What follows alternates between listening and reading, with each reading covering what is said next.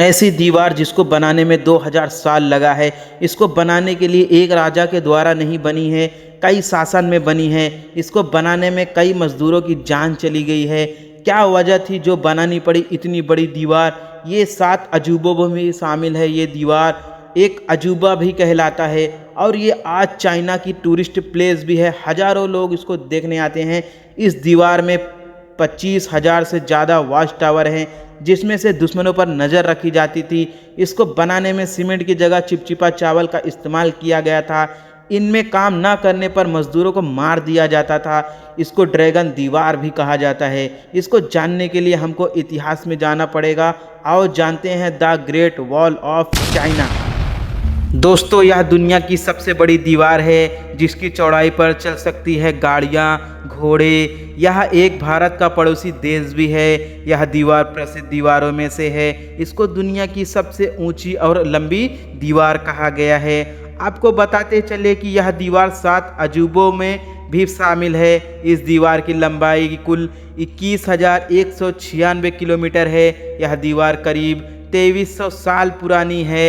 ये 5वीं सदी ईसा पूर्व से लेकर 16वीं सदी तक बनाई गई थी। आपको बताते चले कि यह दीवार को अंतरिक्ष से भी आसानी से देखा जा सकता है। इस दीवार को बनाने में आटा चावल का भी इस्तेमाल किया गया है, क्योंकि उस टाइम सीमेंट नहीं हुआ करती थी, जिसके लिए पत्थर को जोड़ने के लिए चिपचिपा चावल और आटे का भी इस्तेमाल किया गया था। हालांकि कहा जाता है कि इसको बनाने में वहाँ के राजा की गरीबी आ गई थी और काफ़ी परेशानी भी देखनी पड़ी थी। इस दीवार को बनाने में करीब 4 लाख लोगों की मौत हो गई थी।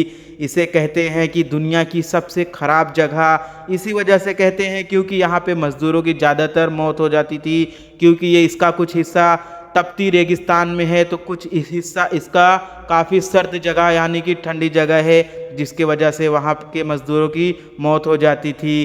कहते हैं कि जो मज़दूर ज़्यादा मेहनत नहीं करते थे उनको मारकर इसी दीवार के नीचे दफन कर देते थे। चीनी सम्राटों ने इस दीवार का निर्माण इसलिए करवाया था क्योंकि उत्तरी दिशा में हो रहे आक्रमणों से रक्षा कर सके। इसको दुनिया की सबसे बड़ा कब्रिस्तान भी कहा जाता है। इतिहास की नज़र से देखें तो इस दीवार का निर्माण कब हुआ था तो हमको इतिहास के पन्ने पलटने पड़ेंगे।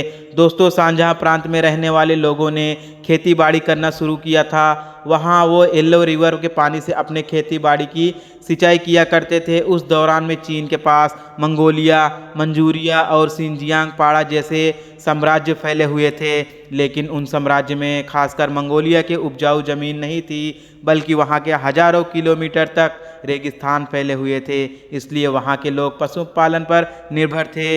वहीं नजाई प्रांत के लोग व्यवस्थित तरीके से रहते थे, जबकि मंगोल के कई टूटे बिखरे कबीले थे जो हमेशा शानजाई प्रांत में घुसकर लूटपाट मचाते थे और वहां उनके धन और आय सामानों को चुराकर अपने साथ ले जाते थे। इस समस्या से बचने के लिए चीन के लोगों ने एक अपना राजा चुना और एक अलग सीमा बनाया और उसके चारों तरफ ऊंची दीवार बनाने का निर्णय लिया। उस दौर के किन शू हुआंग चीन का पहला शासक बना और 223 ईस्वी में इसने चीन के महान दीवार बनवाने का कार्य शुरू करवाया। इस दीवार को एक शासक के नहीं बल्कि कई शासक ने इसको बनाया था। चीन के जितने शासक आते थे वो इसी में काम करते थे। इसके बाद करीब 2000 साल बाद इसका निर्माण पूरा हुआ। दोस्तों, मैं आपको आगे बताते चलूँ, इसको बनाने के लिए 20 लाख मज़दूरों को अपना योगदान देना पड़ा था। इसमें आम जनता को भी भर्ती करना पड़ा था। इनमें कैदियों को भी भर्ती किया जाता था। उन्हें सज़ा के तौर पर 4 साल के लिए दीवार में काम करने के लिए भेज दिया जाता था। इस काम में मज़दूरों को अपने घर जाने की छुट्टी नहीं मिलती थी, क्योंकि इस कार्य को जल्दी ही पूरा करना था। इस दीवार की लंबाई 21,196 किलोमीटर है। जैसा कि आप सबको बताया हूँ, इस पे से गर्म मौसम और रेगिस्तान जैसे इलाके में मज़दूरों की काफ़ी ज़्यादा मौत हो जाया करती थी और उनको काफ़ी सारा प्रॉब्लम का फेस करना पड़ता था। और इसके कुछ हिस्सा बहुत ही ठंडे इलाके में भी आता है। यही हाल वहाँ पे भी मज़दूरों का हुआ करता था। जो गर्म एरिया में काम करते थे उनको गर्मी मार देती थी, और जो सर्द एरिया में काम करते थे उनको सर्दी मार देती थी, जिनमें उनकी मौत हो जाती थी।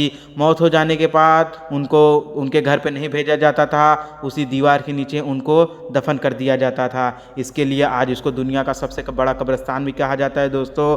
और मैं आपको बता दूं, मजदूर जो काम अच्छे नहीं करते थे उनको भी इन्हीं में मारकर नीचे दफन कर दिया जाता था। यानी कि मैं आपको सीधी बात बताते चलूं तो जो काम नहीं करते थे अच्छे से मजदूर, उनको दफन कर दिया जाता था मारकर। इसमें से करीब 5 लाख से ज़्यादा लोगों को दफन किया गया है। इसी वजह से आज इसको दुनिया का सबसे बड़ा कब्रिस्तान भी कहा जाता है। इसको बनाने में चीनी साम्राज्य काफ़ी ज़्यादा कंगाल हो चुके थे। उस टाइम में सीमेंट नहीं हुआ करता था, जिसमें चिपचिपा चावल और आटे का भी इस्तेमाल किया गया था। दोस्तों मैं आपको आगे बताते चलूँ, इस महान दीवार की ऊंचाई करीब 23 फीट है और चौड़ाई 21 फीट है। वहाँ कुछ जगहों पर इसकी चौड़ाई 9 फीट है तो कुछ जगहों पर 35 फीट तक है। इसको बनाने का मुख्य उद्देश्य ये था कि 10 सैनिक एक साथ इसके ऊपर चल सके और घुड़सवारी कर सके, यानी कि घोड़े के ऊपर चढ़कर वो चारों तरफ निगरानी कर सके। इसके ऊपर से निगरानी करने में काफ़ी सारी आसानी पैदा होती थी। इस पर काफ़ी सारे टावर भी बनाए गए थे, जिसमें से दुश्मनों पर नज़र रखी जाती थी कि कोई कबीला या कोई काफिला या कोई लश्कर तो नहीं आ रहा है। इससे बचने के लिए इस दीवार को बनाया गया था। दोस्तों इतिहास में यह भी कहा गया है कि कुछ दीवार का हिस्सा तोड़कर चंगेज़ खान हमला किया था और चीन को काफ़ी सारा नुकसान हो गया था। उसमें काफ़ी सारे लूटपाट मचाए थे चंगेज़ खान को। दोस्तों आप सब बखूब काफ़ी सारे हिस्ट्री में आप लोग उसको जानते रहेंगे, पढ़े रहेंगे।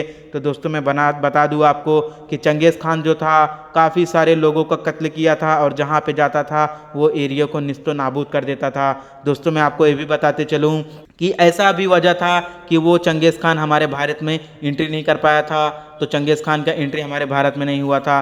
तो दोस्तों मैं आपको ये भी बताता चलूँ कि आप लोग यहाँ पे क्या जाना पसंद करेंगे, चाइना जैसे देश में घूमना पसंद करेंगे, जो कि देखा जाए बहुत ही आज के टाइम पे वो डेवलप हो चुका है। तो दोस्तों आज की वीडियो में इतना ही।